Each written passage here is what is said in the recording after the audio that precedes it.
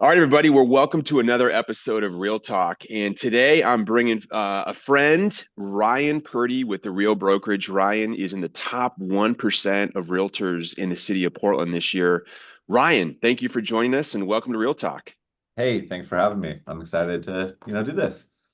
We got introduced through our mutual friend, Brian Page, sat down for lunch. Gosh, I think it was over a year ago now, but I was fascinated by your story.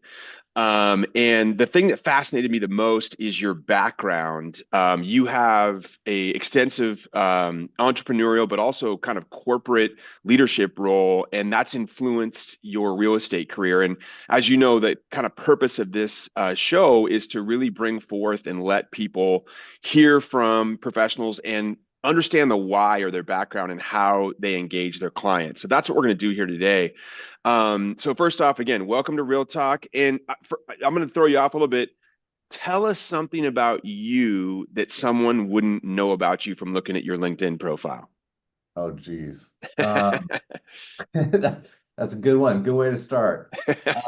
Something that, not to just stick in the realtor mindset, but something that people wouldn't know about me was that I'm rebuilding my entire house. And I don't know how to do it. So I've been watching a lot of YouTube videos and working with a lot of contractors. But over the last 3 years, I've literally gutted and rebuilt almost the entire house at this point.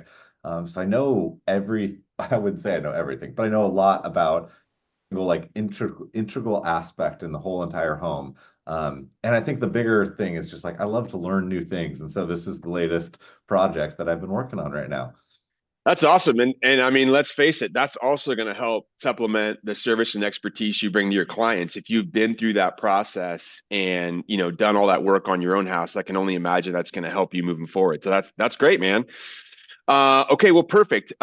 You have an extensive background in corporate operations, sales, and strategy, most notably with Amazon. And you have a fascinating story around that. And so I'm just, before we kind of get into that, where'd you grow up and how did you find yourself into corporate America? Yeah, sure. So I grew up actually in Portland. I went to Jesuit high school and actually live just down the street from it now. After that, I had an undergrad opportunity down in Santa Clara University, but always wanted to kind of work my way back up here and work for Nike. That was the dream. And I eventually got the opportunity to do that. So I worked for Nike for about 10 years and jumped around in different corporate environments. I even worked down in Trinidad and Tobago, working for a bottled water manufacturing company, and then got my MBA back up here in Portland. So yeah, I've kind of jumped about all over, in that corporate career. But then, yeah, jumped into real estate about 5 years ago, so around 2020 and COVID, and I'd been working for Amazon at the time. Cool. And what was the moment for you when you were at Amazon and decided that real estate would be a great career path for you? Yeah, it was a combination of things. One is I was looking at build or buying a place up in Seattle at the time, and so I was kind of going through that real estate process, and thought that there was an opportunity for me to try to put my own take on the buying and selling process. But I think the biggest aha moment was I was working on this really cool project, delivering like the PPE to everybody around the U.S. For COVID, and we were kind of ending that role and I was moving and transitioning into a different role. And I had this like just big epiphany, like, what am I doing with my life? I really enjoyed helping other people.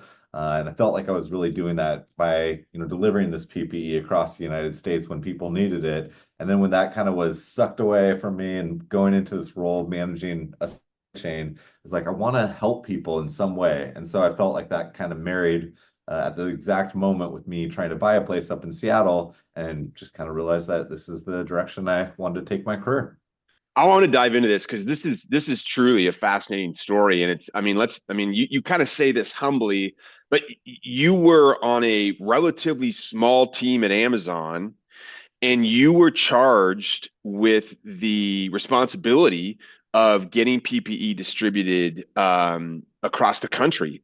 So take us through that. You were working at Amazon prior to COVID, right? And then this all kind of fell through. How'd that all evolve when you were there? Yeah, so when I was working at Amazon, I was working in a division for the beauty supply chain, and part of the beauty supply chain included like shampoos, sanitizers, masks, all of that. And so when COVID took off, we had to, Amazon made the decision to stand up a team of roughly about 20 to 30 people to be deliver this PPE product from instead of consumers to businesses, but we didn't really have the expertise or the systems to do that. And so this team was set up in about March of that year, and we had to create 100% new processes, complete new systems, and we were on weekly calls with the White House to figure out how to distribute this PPE across the United States as quickly as possible with our connections in manufacturing, transportation, and how to do it for free so that everybody could, be as safe as possible during that time frame. And And so, remotely, right? and remotely too. Yep, we're all in our house. So we're spending 16, 18 hours a day, and I'm not even kidding about that, just like on these calls, working away, trying to get this product out. And so we did that for about 6 months straight. I was living up in Seattle with a roommate who would literally kind of deliver food to my door because I wouldn't get I wouldn't get up to do anything other than just trying to do this. And it has to be one of the most rewarding experiences of my life and career to feel like I was doing something to help, the greater good of literally society at that point. So, Absolutely. Yeah. I mean, you were one of the unsung heroes, right? I mean, you think about, I mean, I have no idea how many masks you help distribute, but I can imagine it's in the hundreds of thousands, if not millions. And that's for sure. someone had to do that at that time, and you got picked and stepped up to the plate. So thank you for that. But what an incredible service and opportunity to do something with so much purpose. And it sounds like that was one of the key pillars for you to find your way into real estate is that maybe once I'm sort of probably putting this story out there, but like once that died down and it was back to shipping shampoo and conditioner and beauty supplies, maybe just that didn't quite ring the bell for you. So that sounds like that was the influence to help you find something that would be more impactful to people. Is that right? That's 100% right. I think, just I've had different pivots in my career, and I've realized kind of as I've grown in that career that, one of the things that really inspires me and moves me forward is just being able to give back to other people in some aspect, whether that be helping their career or in this case, helping them, find a place to live. I just want to give back in some way. And so this is where real estate has landed me so far. So I want to go back because when I talk to real estate professionals and they find their way into real estate, my favorite reason, well, and this isn't the only reason, but in your case, you brought it up, is that you went through a real estate home search process, and maybe that experience didn't quite live up to what your expectations were, or you just at least thought, hey, you know what? I think this could be better. And that was what motivates you to find your way into real estate. So tell us about that experience. And obviously, without naming names, what was that experience like, and how did that shape your mindset to understand that you could maybe get in this industry and be able to offer this service in a better manner? Yeah. So when I kind of went into the process, I had just kind of a general idea of what I was looking for to purchase and talked with an agent who, quickly set me up with a search and then kind of let me do my own thing. They weren't sending me specific types of properties. They weren't asking me more detailed questions about like what was important in my life or, weren't asking me kind of what neighborhoods I wanted or just weren't trying to get to know me as a person. They were treating it more as a transaction. And that just felt 25. like a So huge you gap you for were me. describing your experience. You were shopping for a home in the Seattle area. A realtor had set you up on a search and then kind of just disappeared and left you to your own record and didn't quite have a level of engagement. So carry on. You were telling that story, and this ultimately is kind of what led you into real estate, or at least having the belief that, hey, I can do this on a better, on a better scale. Yep, absolutely. And so, yeah, when they set me up on the search, I didn't feel like they were, really trying to get to know me as a person, or like what made me tick and kind of what would be the right place for me, or be able to like tease out any more information that might have been valuable in doing this. And since it's such a huge purchase, I thought that there was a better personal touch or approach that I could offer, by being in the industry and helping other people in that process. Hmm. Yeah. So one of the things that I've witnessed in working with you and watching you engage clients, you are a fantastic communicator. You do a really nice job of finding that balance between, not over communicating and being in touch too often, but providing enough information at the right time so that your customers understand what's going on. And in our initial conversation preparing for this interview, you described an experience, or at least your observation while at Amazon, of some of the top leaders there and their ability to listen to their teams. So, could you give us a little bit of background around that, what that experience is like and what you witnessed when you were at Amazon, and how that's impacted how you communicate with your clients in real estate? Yeah, I think, what I found for leaders just at Amazon in general is that the best ones are the ones who create a space or an environment to be able to hear from, the people that they work with, to really take that feedback, process it, and then, you know, refeed it back to them so that they prove that one, that they understand what that conversation is, or make sure that they're on the same page, but then that they do something about it, take action to it, and create that feedback loop to follow up again and say, okay, did I meet your needs, basically? Is this kind of the path you were going, or create some sort of understanding, that create an understanding for whatever that topic is.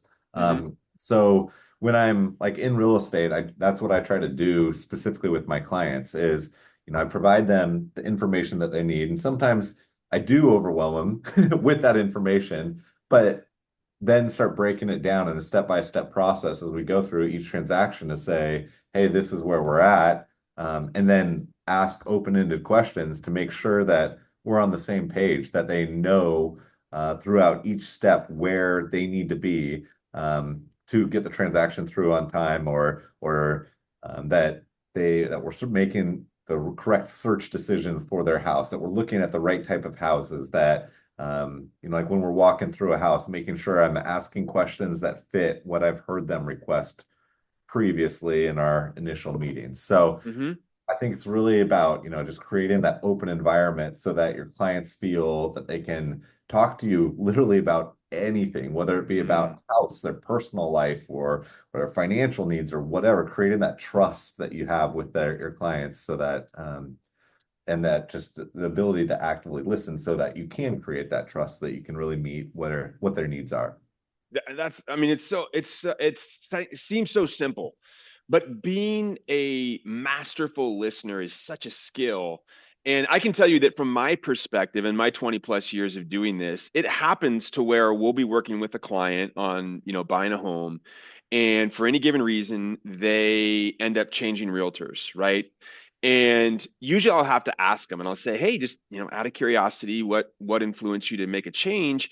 And inevitably, the answer I get has nothing to do with the technical aspects of real estate, meaning like, knowledge of the market or negotiation or, whatever.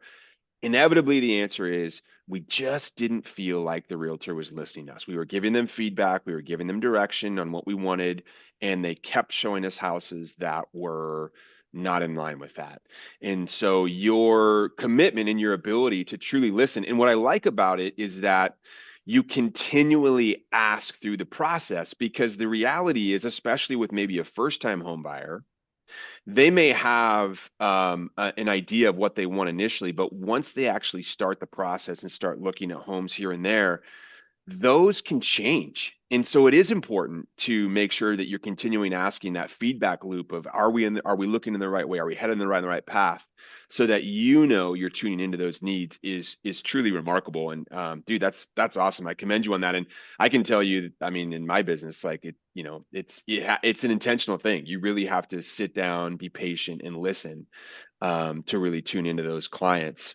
I And think so I want to oh, ask you a bit more about that. And so, I mean, can you give an example maybe of without naming names, of a recent client or recent transaction you worked on where that intentional listening really paid off in your ability to serve that client? Yeah, absolutely. I just finished selling a home downtown, actually. They had a previous client or previous realtor who put the place on the market and wasn't meeting their needs. And so that contract ended and expired, and they called me up and called a couple other realtors.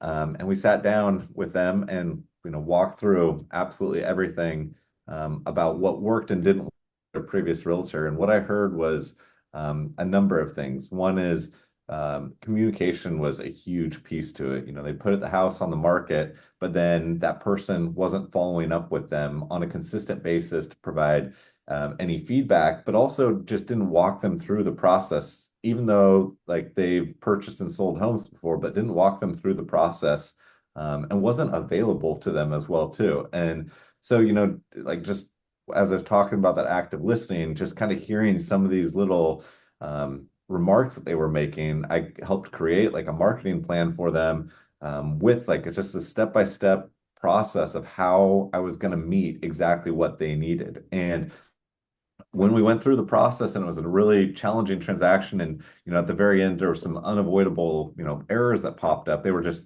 super happy with my responsiveness to them, my ability to communicate what was happening, my proactiveness and making sure that they were taken care of, and they knew everything that was going on in the transaction. And so it just kind of changed from a night to day type situation for them, and yeah, so they were happy to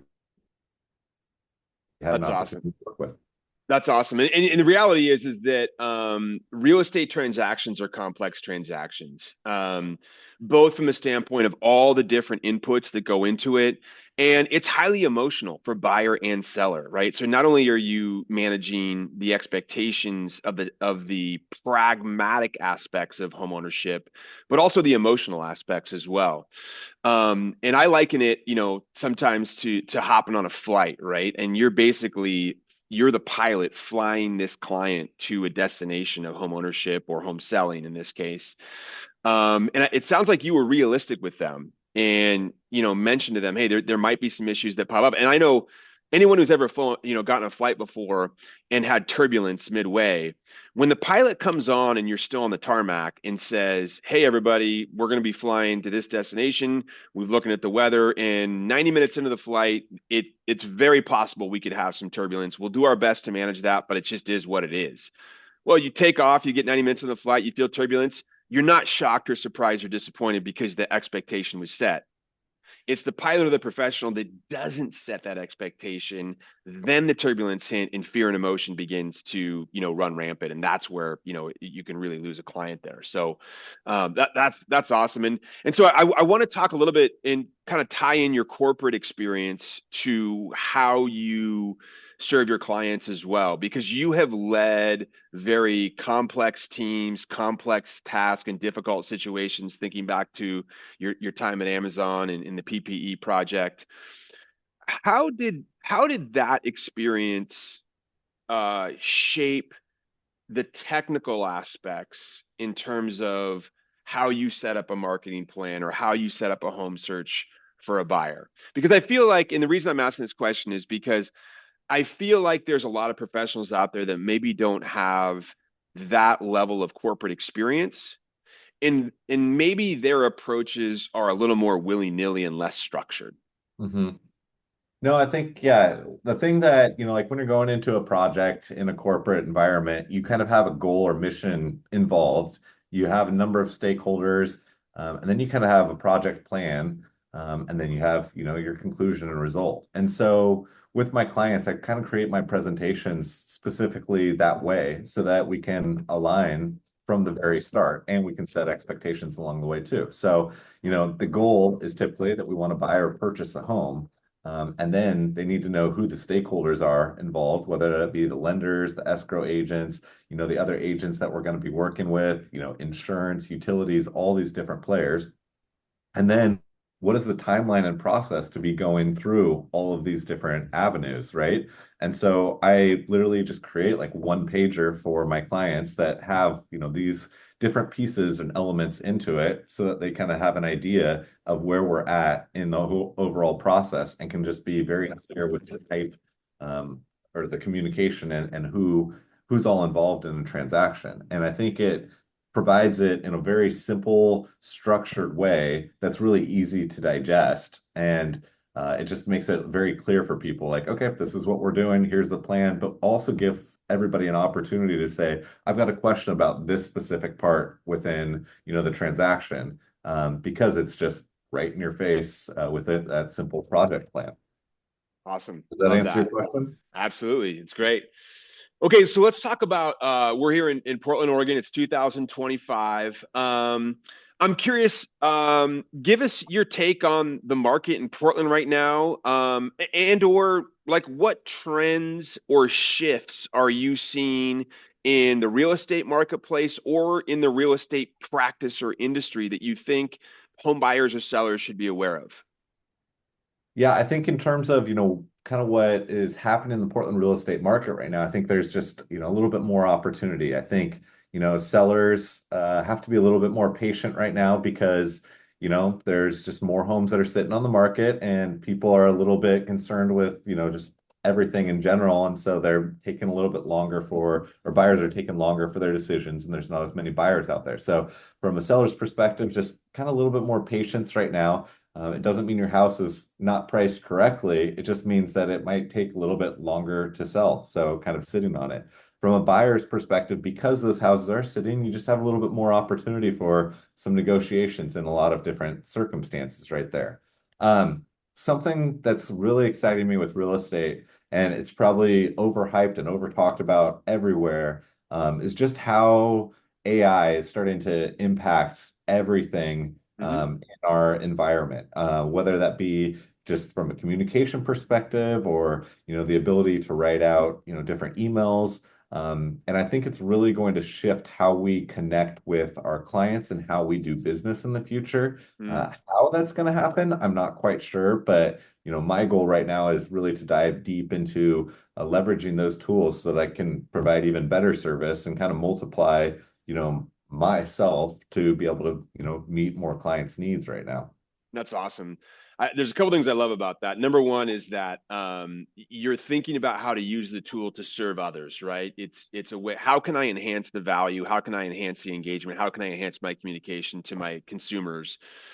Which just shows that the servant mentality that you have and why you've been successful in what you're doing. The second thing is it's I think that with AI, we're limited by our own imagination and creativity. I mean, it's literally a tool that can do almost anything, and it's more ubiquitous than our minds can even understand or comprehend. And we're trying to practice the same thing over here, which is we have it open every day, all day, and trying to use it as much as possible. And as time goes on, we'll figure out the best ways to utilize it to serve our clients. But to your point, I think there's a lot of us out there wondering, like it's kind of a mystery on the best ways to utilize it right now. Okay, that's awesome. All right. So next thing, and I warned you of this, so I'm looking forward to your answer here. But one of the things I always like to ask my guests at the conclusion of interview is, if we had a time machine and you could go back to rookie Ryan Purdy, realtor, and give them advice based on the experience that you've had in the previous years, what advice would you give them? Yeah, I think there's two elements in particular where I look back and say, I wish I would have just, dove even deeper than what I currently did. And I think number one is actually building relationships more with lenders, with escrow agents, with other agents. Now that I've been in the business for 5 years, you start working with these people over and over and over again. And, just building those relationships from the start, even if it's just name dropping and saying hi, that who you are is so important and valuable for all of your transactions in the future when you cross paths with those same individuals. And Hmm. you'll cross paths with them over and over and over again. So Hmm. building relationships even more from the start is huge. And number two, and people talk about it so much, and everybody talked about it to me too, and I didn't dive into it, was just building more templates. Like when you're going through a transaction, build that checklist, build those templates. It will save you so much time, energy, effort going forward. And it just creates a better experience for your clients along the way too. So it saves you time and it saves them time as well too. So just build it in templates. Yeah, I love that because the idea of template sounds impersonal, but the reality is it actually serves your client better because it shows you have a system And Hmm. systems allow you to make sure that you're not allowing, I's to stay undotted or T's to stay uncrossed. You are doing it because it allows you to actually serve your client at a higher level because you know that they're getting the communication they 100%. need. Yeah.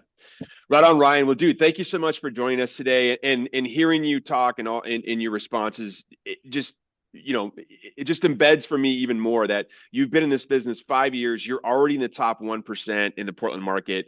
You're just going to continue to build on your success. You're going to stay at the top, and it's not a self-serving mission for you. You are really, truly out to help serve clients and listen to them, which is something that's so badly needed in the real estate industry. So, Ryan, thank you so much for joining you, and continued success.